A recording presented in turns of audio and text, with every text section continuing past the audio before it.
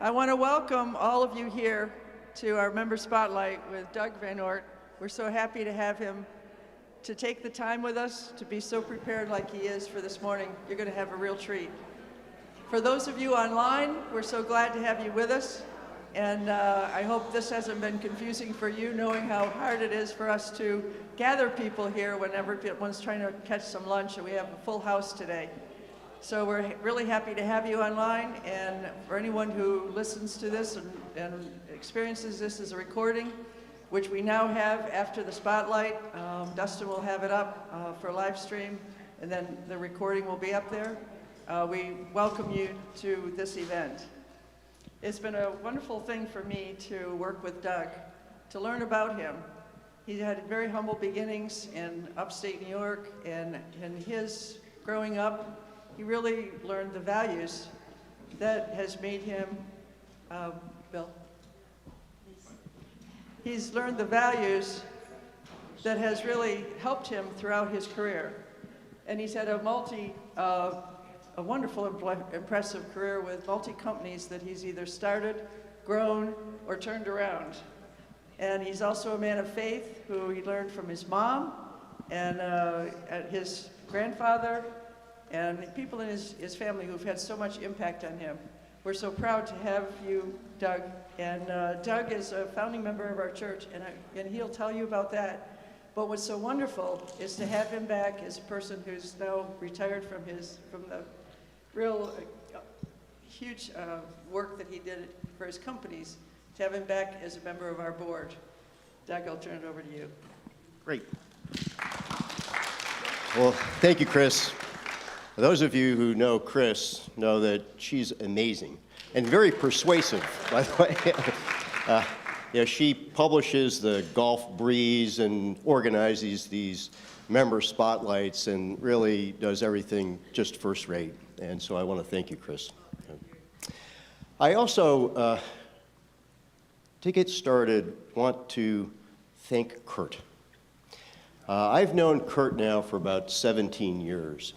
And Kurt refreshes and renews my faith every Sunday. And he's made me a better man.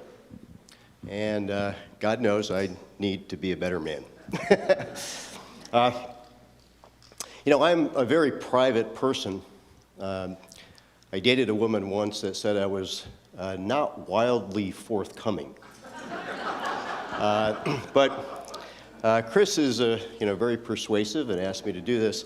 And so I'm going to try to get out of my comfort zone a little bit and share a bit about my life journey and my faith. So I'll start. Chris made me do this. Now, 1957, I guess it was cool to put a little curl on the top of your boy's head. And I looked pretty happy. Obviously, no one gave me a mirror to look at this, but I was the first born to very young parents. My mom was 19 when she was married. My dad was 21, and I came around about a year after that. And there are many benefits from having young parents, but one of the benefits is that I got to spend a lot of time with my grandparents. And in fact, they helped to raise me in many ways. So the photo on the left is a photo of me about 5 years old with my Dutch grandfather. And he moved from Holland when he was about 25, bought a farm in upstate New York, and I grew up essentially on that farm. The picture on the right, in contrast, is my mom's parents and my sister and I, when I was about the same age.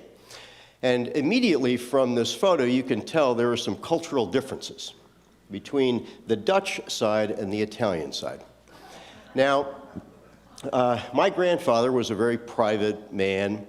I had an opportunity to work with my grandfather every summer. From the time I was about 7 years old, I'd get on my bicycle, I'd go to the farm, and I'd drive the tractor and, do stuff that you do on a farm. Bale hay, and I did that every single day during the summer with my grandfather, except for Sundays. because you didn't obviously work on Sundays. I learned a lot from my Dutch grandfather, and some of those values have stayed with me, like get up early, work hard, never complain. My grandfather could have his arm broken and he would never complain about it. Don't do tomorrow what you can do today. Money is for saving and investing. And you go to church on Sunday and you read the Bible, but you never talk about it. These are things I learned from my Dutch grandfather. Private person. On the other side, my Italian grandparents were very different. And, it was all about love and hugs and kisses and cheek pinching, when you're a little kid. And my grandmother and my grandfather were both very good cooks. And we used to go there every Sunday and have the most amazing pasta, I've ever had in my life. And I learned some lessons also from my Italian grandparents. A lesson was love your family unconditionally. But they defined family as a whole lot of things. I mean, it was not just your mom and dad and brothers and sisters, but aunts and uncles and cousins and second cousins and third cousins. I didn't even know what a third cousin was, but apparently I had a lot of them. And there were some people we called cousin. I don't think they were even family members, to tell you the truth, but you define family broadly and you love them unconditionally. And we also had, as part of this family-centric culture, food. A lot of food. In fact, probably the most used word in my Italian grandparents' house was mangia, which in Italian means eat. There was always food, and my friends used to come over and they'd leave holding their stomach because they had to eat so much. But food was part of that culture, and we had to gather family together a lot. And so people sometimes wonder why I can appear complex. So on one side of the family, I have this Dutch, private, hard-working sort of business type who builds. And on the other side, I have this altruistic side, this passionate side, and maybe even a little romantic. So it's a little confusing because I can change instantaneously between these. I also learned, though, the value of differences. And I learned to appreciate the value of differences in people and in cultures because of this. Now, this is a photo of my mom and dad and my two sisters and I. I think I was probably around 13. My mom and dad were terrific people, married young, as I said, lived paycheck to paycheck. They were really great parents, high school educations. And my mom was the one who encouraged me to go to college. Dad didn't really think too much about college-educated people, but my mom encouraged me to do that. Now, my dad, even though he had a high school education, was a very smart guy, and he built a house for us. And I mean literally built a house. Every nail, every piece of electrical wire, plumbing, the whole thing. I think, my dad read an article in Popular Mechanics, How to Build a House. And he just started digging the foundation. Near as I can tell, there are never any plans for this house. He just built it. It was amazing. And most of it pretty much worked. It was a great place to grow up. But it's possible that the Popular Mechanics article was how to build a house in 25 years. Because it actually took about that long time.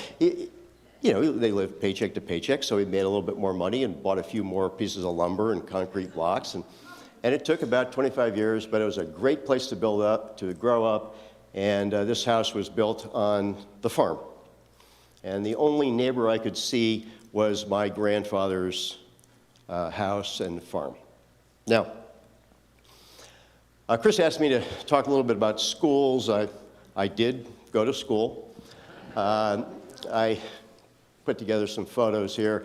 In high school and in college, I played some sports. I was involved in student government. I was very fortunate that in college, well, I did well enough in high school to go to college.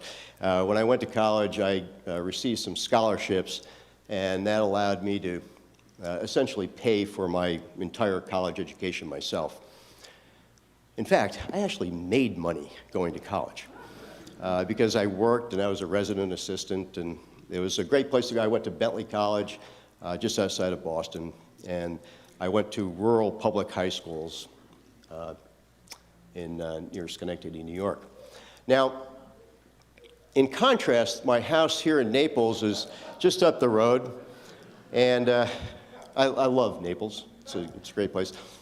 After the hurricane, someone said, did you have any hurricane damage? I said, yeah, I had landscaping and water in my basement, but no water in the house. They said, oh, you must have built the house recently. I said, yeah, I built the house about 5 years ago. They said, what a fake. You know, I didn't hammer one nail.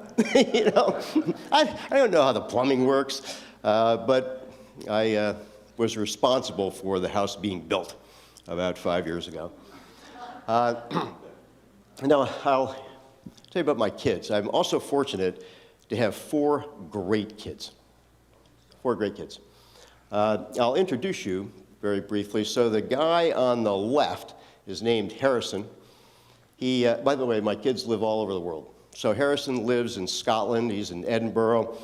Graduated from Lehigh University in Pennsylvania and a graduate degree at the University of Edinburgh. He's a data analytics scientist for Amazon. He's a very cool guy. He speaks fluent Italian, fluent German, very thoughtful, cool guy. The second one to the left is Jordan. Jordan is a terrific athlete, just as personable as you can be. Graduated from Yale. He's a financial type, works in Bethesda. Very, very nice kid. The young woman sitting on top of the piano is my daughter, Grace. She is a sophomore at Wake Forest. She's a dual major in psychology and religion. She's loving Wake Forest. And then the guy on the right, you can kind of tell he's from LA. He looks like he's from LA, doesn't he? He's a writer, writes screenplays and tries to get them published, and he's graduated from St. Bonaventure undergrad and then Emerson University in Boston for his graduate degree. Great kids, they're fun. So these are my 3 boys. This happens to be at Dylan's wedding. Dylan's the one in the middle. He's the only one that's married today. He's the writer. And my boys are extremely different. They're very different, but they're very close. I'm so happy about that. You know, they text each other, they call each other. It's really nice. And I'm very close to them. And then here's my daughter, Grace. This is at Wake Forest, which it turns out is a pretty woke place. So Grace and I have always had these wonderful dinner conversations, and sometimes now I don't know what she's talking about.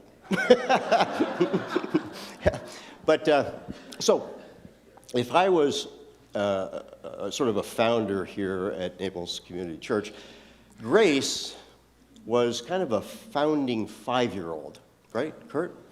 So she started coming here when we started, and I can remember we used to worship at the Naples High School, at the auditorium. So we were there early on. Grace about 5 years old, and Kurt is giving one of his fabulous sermons about, I don't know, like living with grace or living gracefully. And it was a wonderful sermon. We sang Amazing Grace at the end. So at the end, close to the end of the service, I feel someone tugging at my shirt. And I said, well, what is it, sweetheart? She said, Daddy, why is everyone talking about me?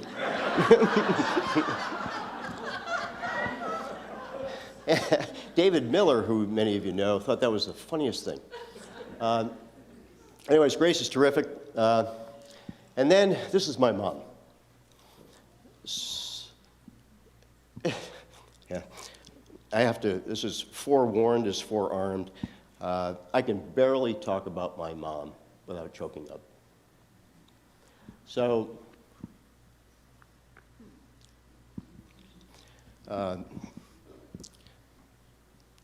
my mom is probably the most influential person in my life. She, even though my dad didn't think too much of people that went to college, my mom insisted that I go to college. She taught me the value of faith. And she was very, very influential. I'll tell you more about Mom in a minute. She passed away about 3 years ago, almost to the day. In a way, it was a good thing, because I don't think she could have survived the pandemic, for 3 years. She was a very social person. So that's Mom. My mom was also very influential in our church when I grew up. And there were 3 churches that merged, and we created a church. It was called Christ Church of the Hills, and this is a photo of that church in the country. I think my dad and a few other people built that structure for the bells. And my mom was, she was a trustee for as long as I can remember, and she taught Sunday school and was responsible for the youth programs and the summer youth programs and Bible studies. And oh gosh, my mom was a pillar of the church. And it was very important to me. It was important to the way I grew up and what I value. And it's interesting to compare that now to Naples Community Church, because it took more than my mom and dad. It took a lot of people to build that church in the country, and it takes a lot of people to build this church. And we have so many fantastic people who are giving so much to create this church. Of course, we have a secret weapon. We have Pastor Kurt. But we have so many nice people here. And I know some of you have been interested in the history of the church. And Mike has asked for us to document some of that. I think Chris is going to maybe write an article in the Gulf Breeze about the history of the church soon. So that'll be fun, because it's a rich history. And we had characters like Bill Allen and Karna Bodman and Rick Scott and Stuart Edgerton and Bill Buchanan and a lot of other folks that really gave a lot to create what I think is a great church family that we have here. We're lucky. Now, I'll switch gears and talk a little bit about my career. It's an interesting career. So after college, I managed to get a job at a firm it was called Pete Marwick Mitchell at the time. Today it's known as KPMG. And I worked in Boston for about 4 years, a terrific job. But then I got recruited to upstate New York. Actually, there's a story behind this. Every time I called my mom, no matter when it was, like the second thing she would say is, "When are you moving home?" So Corning is actually not any closer to Schenectady than Boston was, but it's psychically closer because it's in New York State. So took a job in Corning. My mother was happy until she realized it was 3 hours away. And I worked there for about 15 years. And a terrific career there. I was very lucky. Corning was a wonderful place to learn about business. And I was fortunate enough to have a lot of great mentors at Corning. And we actually, I was part of a small group that created a life science company within Corning. And we spun off 2 New York Stock Exchange companies. One was called Quest Diagnostics. And so then I went to work at Quest, and I was the chief operating officer at Quest Diagnostics, and I did that for about 4 years.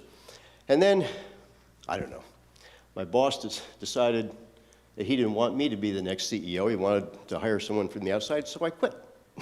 You know, I was about, I don't know, 41 years old. And then I said, what the heck am I going to do now?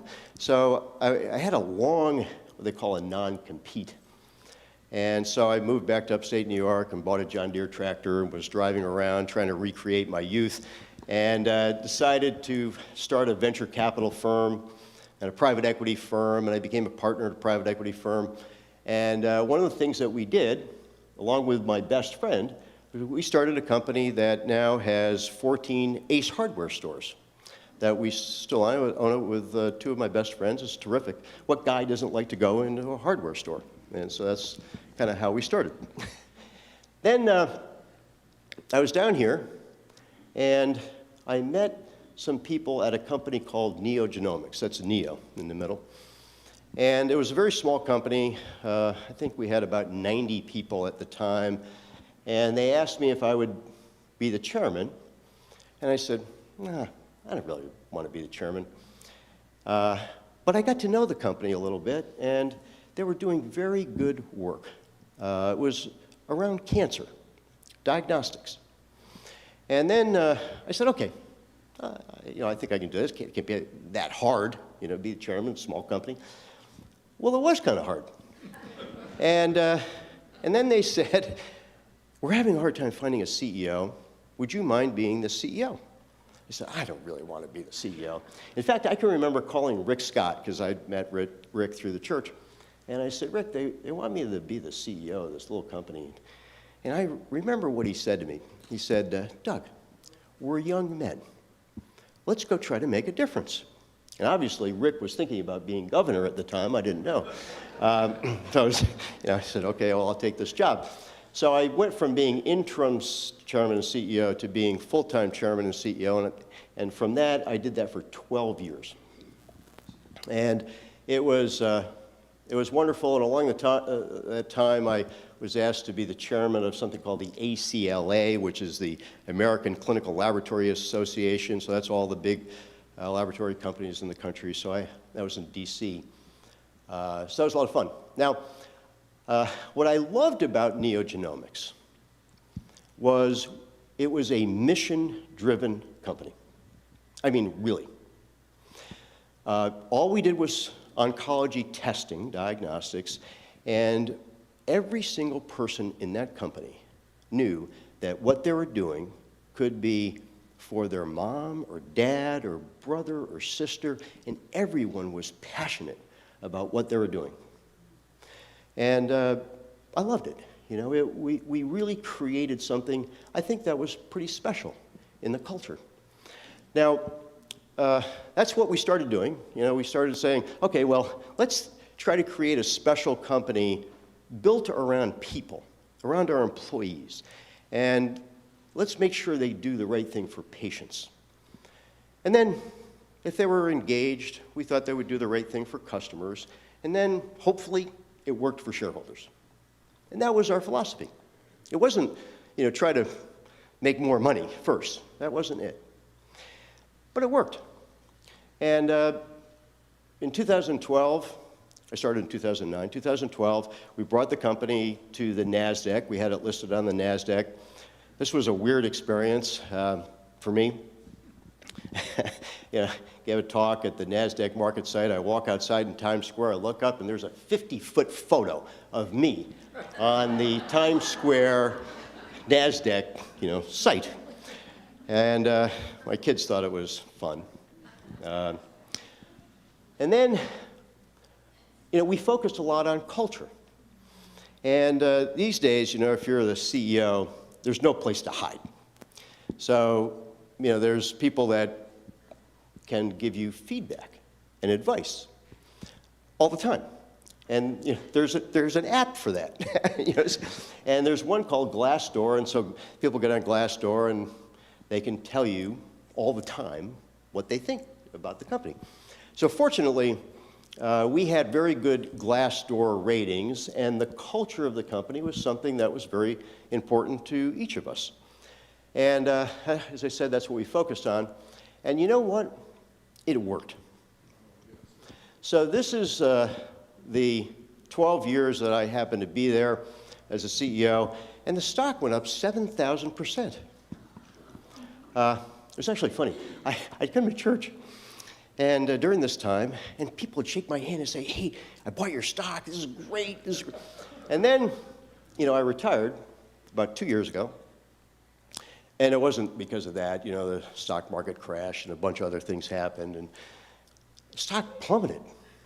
I'd come back into church, and people would look at me, and they say, "What happened?" Anyways, it was a terrific experience to be chairman, CEO of a publicly traded company. And my last project there was to build a building. So we built this new headquarters building. And if you're going north on I-75 or coming south after the airport, right around the airport, if you look to the west, you can see the NeoGenomics building. And we were in 7 buildings before, so we consolidated into this building. It's the global headquarters of the company, and I think our employees really like it.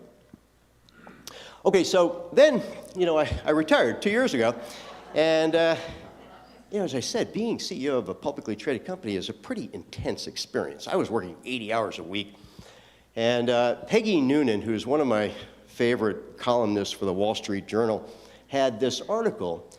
It was a different topic, but she had this cartoon in the article several months ago, and I said, "That's how I feel." So it took me a year after I retired to internalize that life is over. It's done. So I said, what am I going to do next? And I tried to take some time, and I followed the advice of some friends, and they said, for the first year after you retire, just say no to everything, which I pretty much did. And I'm still trying to figure out, frankly, what's next, but I'm working on it. Now, fortunately, I have a lot of passions and hobbies. And here's a list of some of my passions and hobbies. I figured out I could spend the whole day doing these things. And not that I necessarily want to, but I have a lot of friends. I'm blessed with a lot of friends, and we enjoy a lot of these things together. And I have a project also. So for the last 2.5 years, I've been working on a project in Kennebunk, Maine. I love Kennebunk, Maine. When I was a kid, my parents used to take us up to, my mom was a librarian, and so she had a friend who was a librarian who had a house in Maine, and I always loved the aroma of the sea and the sound of the waves crashing. So I always wanted a house in Maine. Bought this, it's a bluff, and it's a spectacular, special place, and I've been working on it for 2 years. See all those rocks? That's called a revetment. And I had to essentially armor the property against erosion. So there are thousands and thousands of tons of Maine granite rock, which forms that revetment. And it borders the Atlantic and a river. And I hope it's going to be a special place for my friends and my family to connect. And in the Italian sense, you're all my friends and extended family. And so if you're ever in Kennebunk, it'll be done in about a year. I would love to welcome you to Kennebunk. So I'm thinking about, what's next? And I tried to categorize it here in 4 different ways. For many years, I frankly sort of neglected my friends because I was working all the time. And so I'm using this time to connect, reconnect my family and friends. I'm trying to strengthen my relationship with my community. the group here asked me to rejoin the trustees here at Naples Community Church, which I love, and that's part of that. I'm serving on the board of the Florida Gulf Coast University Foundation and chairing something there, and I'm trying to, or probably get involved in another nonprofit organization here, and that's one way that I can a little bit give back from, for all the many blessings that I've had. I'm trying to learn a little bit more about the world, and God knows there's a lot to learn. It's a wonderful world we live in. And I'm trying to grow spiritually. So that's 4 things, an important list. That'll take me a long time. And so I'll just end by saying how thankful I am. I've been blessed with great parents, great grandparents, great friends, fun career, a faith that sustains me. And I'm so thankful. This is actually a photo at sunset from my Kennebunk house. So it's, when I'm up there in particular, you can sense the Lord. Okay, so I'm delighted to try to answer any questions that you have.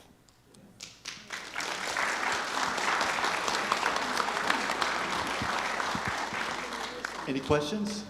So which house do you prefer, the Naples house or the Kennebunk? What house do I prefer? The houses are going to be so different. I love Naples. I love the community here and my house here. But I must say that during the summer, the Kennebunk house is, I think, going to be pretty nice. I was just up there yesterday, checking on the construction. And, it's going to be a house it's a contemporary take on a classic Maine structure. So it's, sheeters, siding, and shingle siding, and a lot of rock and that sort of thing. But I think it's going to be fun. Got some questions? Doug, you don't realize it, but I've been in Maine all my life and still go there in the summer. Mount Desert Island, Acadia National Park. It's not near you at all, but that's a 1901 house, which is your old summer cottage, no heat, no air conditioning, and all those things. But I'm glad you've gone up to Kennebunk, because we've been there, driving through it, but it's lovely. And I also know you must know Rich Barton. No, I don't, actually. He started through the glass door. Oh, he's the guy. He's the guy, yes. He's the guy that started it. I didn't know that. Now he's head of Zillow. Oh. This is a kid who was my kid's age in school in New Canaan, Connecticut. And he was with Microsoft and worked off with Bill Gates and started all these other, That's your story there. Yeah. Well, I knew, Ellie, that you and Bill had a place in Maine, and Arcadia is absolutely beautiful. That's a wonderful place, spot in the world, and Kennebunk is also very nice. But thanks for saying that. I'd like to know your opinion of the changes in work ethics from the time you started out to what it is today. Well, it's an interesting question about work ethic. And, there are HR people categorized folks by when they were born. And there's a lot written that, younger people are not, don't have quite the work ethic maybe that we had. But I find that when you engage people, when they really believe in what they're doing, that they work hard. That's my belief. And I really believe in the good in people. And a lot of times, people really do want to work hard. They want to do the right thing. If you can touch them, if you can reach their soul as well as their brain, and they're not just working for money, they're working for a purpose. And I find that it doesn't really matter when you were born, how old you are. If you can do that, you got them. and they work hard. Yes. Doug, Hi. I do have a question, but I also just, as you well know, I invested in neogenomics in what, 2004? So it's been a very, very rewarding experience for me. However, you've had a very full, successful life, but in your bucket list, I didn't see travel. You know, so many people when they retire, oh, I want to travel the world. But what are your thoughts on traveling? Yeah, traveling is a wonderful way to learn about the world, and learning about the world is one of my goals and objectives. I've had an opportunity to travel a lot for business around the world, and I find that traveling really expands my view of, you know, cultures and people, and I love it. I think it's a lot of fun, and I do intend to travel. You know, Italy is one of my favorite places. I love Tuscany. I mentioned I like wine, so there's some great regions of Italy and France that I really like, and of course, you know, there's so many great places, even in this country. I mean, I love this country, and I love to travel in the country and get to know people, and so yeah, that's how I feel about that. Doug, I love your company. We drive by it. You know, we're up in that area, up in Estero. I love the lighting, particularly at night. It's gorgeous at Neil. And also, how far do you live from the Bushes compound? Well, you know, I didn't actually have anything to do with the lighting. Whoever did it, they were passionate about it. I love it. But my house by water is only about, maybe by boat, 10 minutes from the Bush compound. Okay. You know, by car, you know, you have to go into Kennebunk and sort of around. I understand, when I bought the property, I got a letter from the woman who owned it, and she said that the bushes would come down to my property because the river meets the ocean and the fly fishing is terrific. And that's where they used to fly fish. She said that the Secret Service used to hang out in my bushes. I wanted to ask you, did you ever think on your to-do list of writing a book, writing a memoir, writing your thoughts? Why I'm asking you that is because I lost my husband last year, and I find that either retiring, losing your husband, you become a child again because you have to reinvent another life, or expand your life, or change your life. It's very interesting to be old and yet become a child again in that sense. Mm-hmm. And it seems to me from listening to you, you could put writing a memoir, a book, on your list of to-do things. Because I thought what you said was very interesting. Well, thank you. I have thought about that. I wasn't sure anyone would read it. No, but, you know, it's interesting that you say that because I was rummaging through some files, and I came upon some books that my mother had put together, books of photos and notes about her childhood and her marriage, and I found it fascinating. You know, to read, and I wouldn't have known some of that stuff. I mean, I was close to my mom, but, you know, she wrote things that, well, she didn't really talk about that much. So I think it probably is a good idea for all of us to think about writing down our thoughts and memoirs. I know in my own case, it was just wonderful to read what my mother had written. Right, and becoming, in some ways, reinventing your life again. It's sort of like the days we got out of college, and by the way, I went to school in Boston, and go to Kennebunkport every weekend. Well, good. But in some ways, reinventing, changing your life, the same thing that you have done all these years. Now you're doing it again because you're retired. Yeah. In a different way. Yeah, we're talking about changing your life and meeting new challenges and renewing yourself. And I I happen to like change. And I think change is an opportunity for me and perhaps for all of us to really think about what's important to us in life. And so I agree with you. Maybe I should. I'll put that down on my list. I have a question back here from Mifa. Oh, hello. It's not a question, but my husband is Dutch and I am French. So I told him to be more bohemian, more happy, more blah, blah, blah, you know. And then, so it's you, the same thing with Italian, right? And then, okay, Maine. I am a painter and I love the light in Maine. I love going to paint in Maine. I live in Cape Cod also, but I'm zoomed to Maine as soon as I can, fast as I can. Well, you have an open invitation to visit in Kennebunk.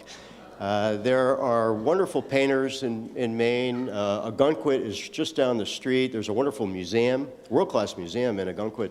And there are many very fine artists that have painted the seascape, you know, and it's a great place to paint, so please come.